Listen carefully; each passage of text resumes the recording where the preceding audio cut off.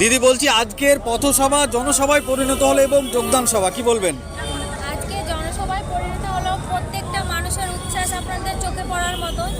আমরা 100% গ্যারান্টি আমাদের যে প্রার্থী আছে হিরুদা 100% জিতবে আমাদের নবগ্রাম 65 নম্বর বিধানসভা থেকে। এটা আমাদের আশা, সকলের আশা। এটাই। কত মানুষ যোগদান হলো আজকে? আজকে 20 জনের মতো হয়েছে। আজকে কোন গ্রামের তারা? পাঁচগ্রাম হাজিপুর। আচ্ছা, কি বলতে চাইবেন এলাকার জনগণকে?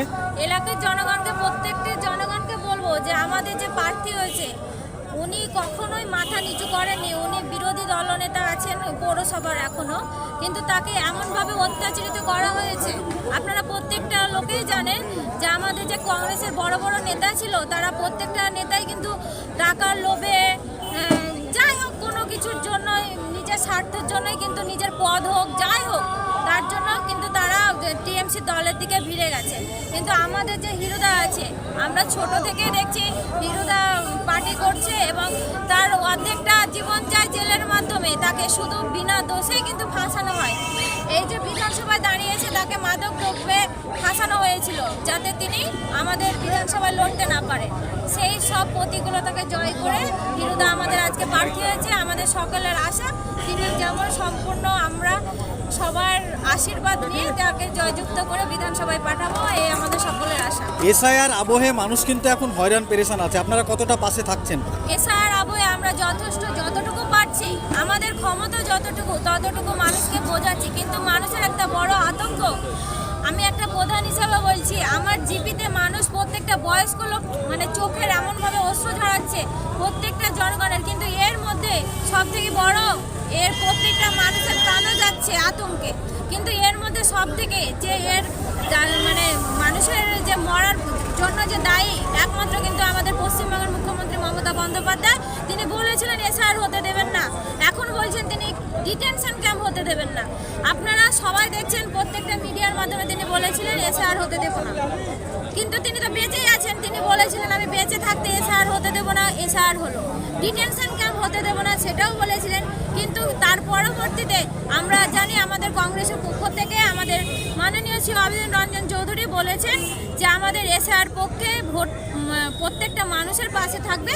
এই সব আতঙ্ক ছড়াচ্ছে বিজেপি আর তৃণমূল মিলে, এটা কোনো কিছুই না। প্রত্যেকটা মানুষকে আমরা আস্থা দিতে চাইছি কংগ্রেসের পক্ষ থেকে, প্রত্যেকটা মানুষ যাতে নিশ্চিন্ত থাকে, এটাই আমাদের আশা। প্রত্যেকটা মানুষের ভোটার লিস্টের নাম উঠবে, এটা আমরা তাদেরকে সকলকে আশা দিয়ে।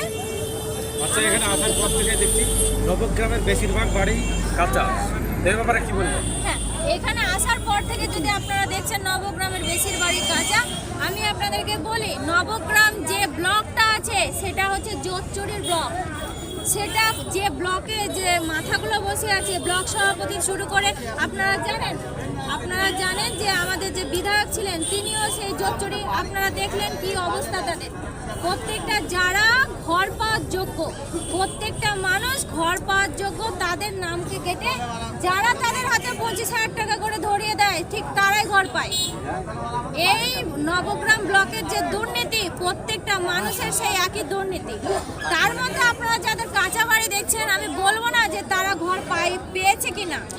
যাদের কাঁচা বাড়ি আছে হয়তো তারা 3-4 বার পেয়েছে, আমি বলছি না যে তাদের মধ্যে পেয়েছে কিনা, কিন্তু প্রত্যেকটা যারা সত্যিকারের পাওয়ার ব্যক্তি কিন্তু তারা 25,000 টাকা আগে দিতে পারেনি বলে তাদের ঘর হয়নি।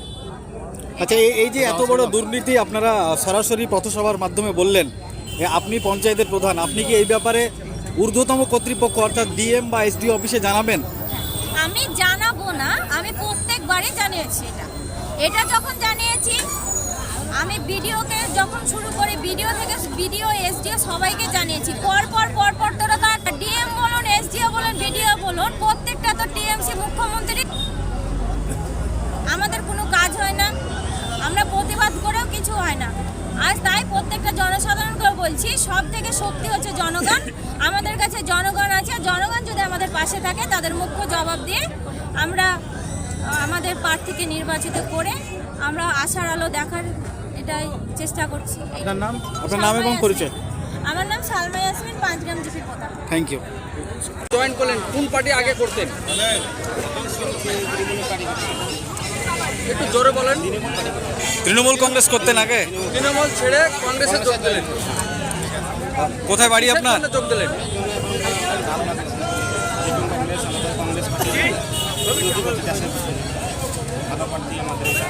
কোনো ভয় দেখিয়ে কি যোগ দিলেন না এমনি? আপনার নাম? কোথায় বাড়ি আপনার? আচ্ছা, আপনি কোনো তৃণমূল কংগ্রেসের কোনো পদে ছিলেন? আপনার সঙ্গে কতজন যোগদান করলো? 20 জন যোগদান করলো। কোন গ্রামের? কি মনে হচ্ছে কংগ্রেসকে কতটা এগিয়ে নিয়ে যাবেন?